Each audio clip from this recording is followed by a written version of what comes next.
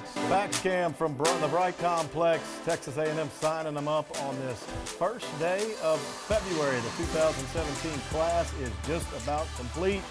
And you know that's got to please the man that sits in between us right now, and that is our head coach, Kevin Sumiln. Busy morning. Thanks for the time. No, shoot, it's we're looking for no drama morning. No drama today, which is a little bit different than it's been in the past. I've been trying to explain this for a month, but nobody really got it. We had 9 mid-year high school players. Mm-hmm. We had the reason being that we look back last year, we had 3 mid-year guys, and the 3 mid-year guys that we brought in, Braidman was our kickoff guy, had like over 70% kickoff in the end zone. Deal as a freshman. Mm-hmm. Colton Prater, all he did was start every game at guard, and then Travion Williams, all he did was rush for 1,000 yards. So I'm not a rocket scientist, but I think when the guys come in early, they can help you. Yeah, it seems to work. One of the things, it's so busy January. You're making in-home visits. Recruits are coming to you on campus here to check out A&M. You're handling things with your current team and staff. Have you gotten a nap? Do you need one? Where does that fall in all this? No, I mean it's after today. Actually, that's why we're trying to get this thing over as early as we can. We've been everywhere in the last couple. After the bowl game, and obviously up until then, really we haven't really had a guy. This class has really been committed since last year, and haven't wavered. They've stayed together. Hopefully we'll pick up one more today that may help us, and that's it. I mean, these guys have they've looked around. Everybody's kind of hammered them the last couple weeks, but these guys know what they want. They've been here enough. We've built relationships, and that's a credit to our staff. I think that there hadn't been much drama, and to the parents and to Texas A&M and where we are and the stability of the program. Coach, you got to wear a lot of different hats, being the head man, talking about recruiting and going out and getting the next group of guys. You got to be the head coach of this ship. You got to lead this organization. And then you got a bunch of Aggie fans and alum out there wanting to pick your brain later on today. Talking about going through the ups and downs last year of the season, going from number 4 and then finishing with a couple losses. I know you guys were disappointed, but I don't think many people fully grasp what it's like to be the head man and to have to handle the noise. How do you do that? How do you handle the noise? Well, it's part of it, and you want everything to go great, but it doesn't all the time, and it's for me it's easy. For my family, probably not so much. With 4 kids and social media and a wife that does that, they probably don't handle it as well as I do. I chose to get in this. I just drug them into it. But I think you go back through the last month, and we've gone through really in the last 2 months through recruiting. We've hired 5 new coaches in our weight room. A head strength coach and 4 assistants during this period of time, which it's hard to do in this day and age of everybody trying to know everything, and then.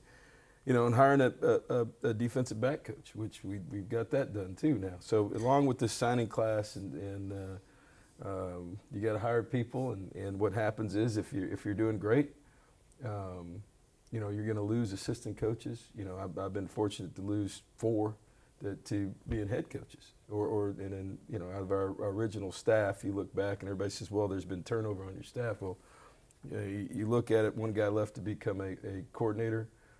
David Beatty left to be a head coach. Cliff left to be a head coach. Brian Polian left to be a head coach. And so, if you're doing well, guys leave. If you're not doing so well and you got to make changes as a coach, we do that. And that's happened here. But you've got to have a plan to fix that along with recruiting.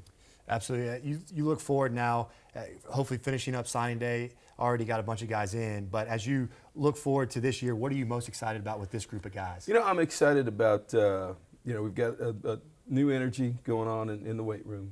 I just was walking through the locker room and talking to Armani and a couple different guys, and trying to get some things changed there as far as what we're doing in the off season.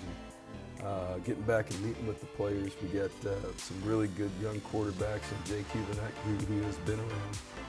But to get those guys rolling. And then, unlike last year when we had 3 freshmen in the offensive line, now we got 3 veterans in the offensive line.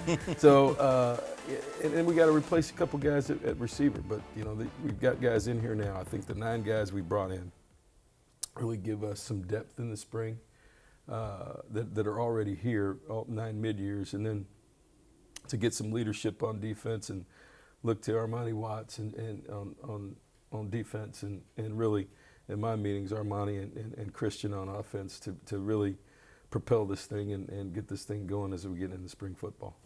Recruiting always revolves around that word needs. Where do you need people? With that in mind, where, at what position, and who could be somebody who impacts your team in September out of this 17 class? Well, I think we made an effort, obviously, looking at the class with up front, which we've done the last 2 years, both offense and defensive line, to really try to sign a complete set of defensive linemen and a complete set of offensive linemen. And we weren't able to do that last year on defense, but we were. I think with if we get what we need, which we hope is coming up here, to get some big, 6'5", 6'6", 300-pound guys in there that walk through the door, like Kingsley Kiki. I mean, you look through and we've got some guys in there that are depth-wise. We're only losing Hardrick Walker, and we've been able to develop those guys. So, the guys that have signed today, like Jordan Peavy, who is a big athletic man, and then we're looking for one more those kind of guys that can be in that range of 280 to 300 pounds, but are 6'4", 6'6" guys that are along that Kingsley Kiki scale. And then offensively, we've done that, and then linebacker. We've got with Devondrick signing, and then the 2 mid-years, then Anthony Hines and Tino. Those are 3 guys that are nationally recruited linebackers that are going to come in here and have an opportunity to compete to play. Coach, you spoke on this already. Leadership is a big word, and you know this, especially when you're going through the ups and downs of the season. Losing Trevor Knight on the offensive side of the ball, Yep. and Miles Garrett on the defensive side of the ball. 2 incredible Aggies, 2 great football players, and 2 great leaders. Yep. You've already spoken on Armani Watts and Christian Kirk being 2 potential leaders. Any other guys out there that we don't know about yet? Yeah, I think as you move from anytime you're on the field, and we trust you to be out there, you have the ability to be a leader. It's hard as a freshman. I think that some of the guys who played for us a lot of snaps last year can have that effect. You look at our center last year who played every snap, didn't say a word. Nobody even noticed him early, which is a compliment to an old lineman, right? If they're noticing you, then you're on the ground. So, we've got some guys like that are freshmen that I'm those 3 guys that played a lot, that I'm kind of waiting to see, where they fit in, and let them take a step out of our O-line, and then it's always surprising to me in the spring as guys have been behind somebody. Maybe they're going to step up and now it's my turn instead of just the obvious, Christian and Armani. That's obvious. Yeah. But we've had guys that have been in the shadows, and some younger guys, as when you play when you're young, you're just out there playing. There's no time for you to tell anybody else what to do. You're just trying to figure out what the hell you're doing every snap. And then after that, now the next year when other guys come along and you've played a lot and the game slows down for you, other guys start growing into that, and then we'll start pushing those guys forward as to speak up about their experiences and how to lead this football team. Stephen won't let me get out of here without discussing these quarterbacks with you. Both of them are early enrollees. They've been on campus. I'll ask you about Kellen Mond to start with. Once from San Antonio, where he played at Reagan. Final year at IMG Academy in Bradenton, Florida. Just your thoughts, and what do you like about Kellen Mond? Well, obviously, San Antonio Reagan went on a run there because our last quarterback, Trevor Knight's from the same school. So, we've known Kellen for a long time. He came up here, kind of wanted to go to school here, but we had a couple guys that were here. Went to IMG, and we stayed in touch. And He's climbed the chart of, we knew, based on him being here at camp, what he can do. And then, he's climbed the ranking chart here at the end, and, depending on what you look at, he can run, he can throw, he's smart.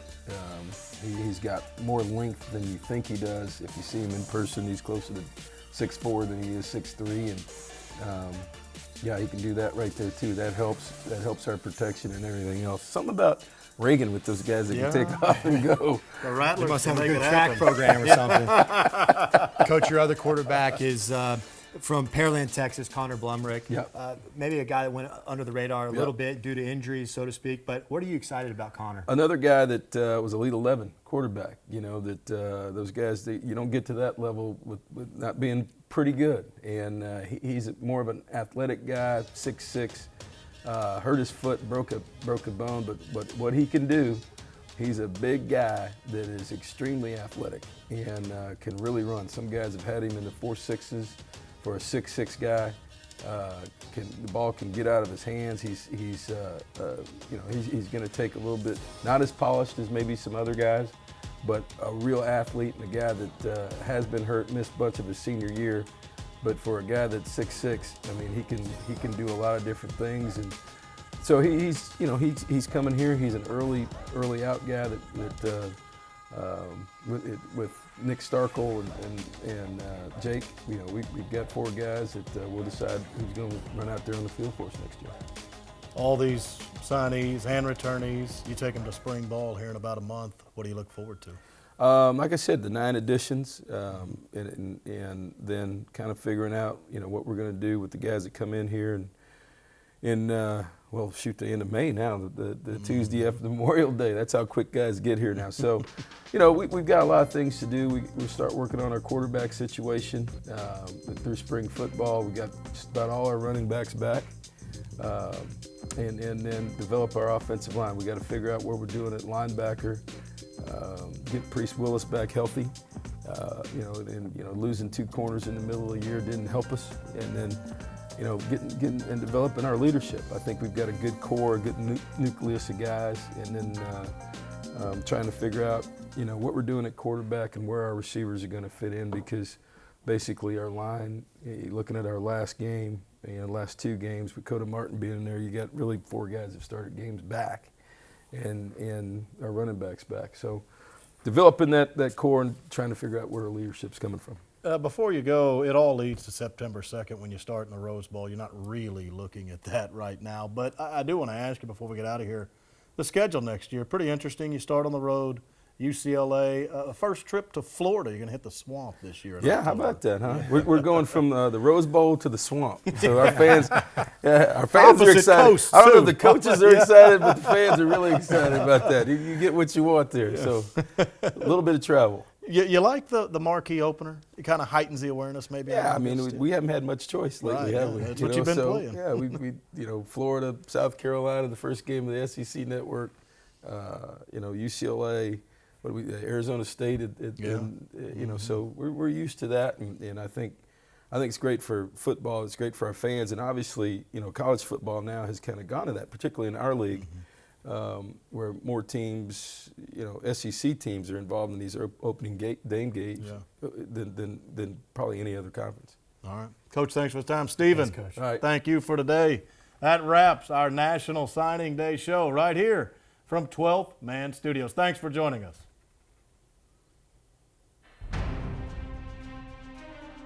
The 2017 Texas A&M Signing Day show is presented by AT&T, mobilizing your world. Memorial Hermann, official sports medicine partner of Texas A&M Athletics. Regions, official bank of the SEC. Nissan, shop choosenissan.com, innovation that excites.